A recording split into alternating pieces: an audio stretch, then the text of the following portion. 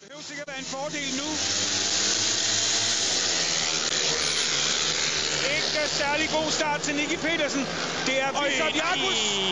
Og Nicki Pedersen og Jagus alvorligt crash. De er nede, flere af dem. Bjarne Pedersen er også styrtet.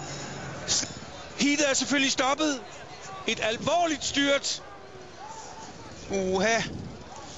Og vi kan se...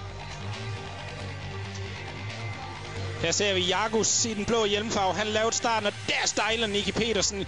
Rammer altså simpelthen en fuge eller et hul i banen og kører ud i dem. Og så kommer Bjarne og kører ind i ham. Han kan selvfølgelig ikke gøre andet. Han kan ikke undgå ham. Der stejler Nicki. Helt inde på inderbanen. Og ned ryger Jagus og Nicki. Og der kommer Bjarne, gør alt for at undgå ham. Heldigvis ryger Nicki ind i airfencen. Som vi kan se på billederne her, så undgår Nicki det værste. Ja, det er grimt styrt Jagus, han tager i hvert fald. Og det samme Bjarne får en cykel over, så Nicki er den, der umiddelbart slipper billigst her. Men Jagus nede, og der Bjarne bliver krøllet sammen med cyklerne. Ja, det er svært at sige. Nicki rammer desværre også jorden inden airfencen der. Det er et grimt styrt. Her ser vi Nicki, hvordan han stejler. Han kan ikke gøre noget. Han prøver på at lægge den ned, og det er meget, meget tæt på. Han faktisk når at undgå ham.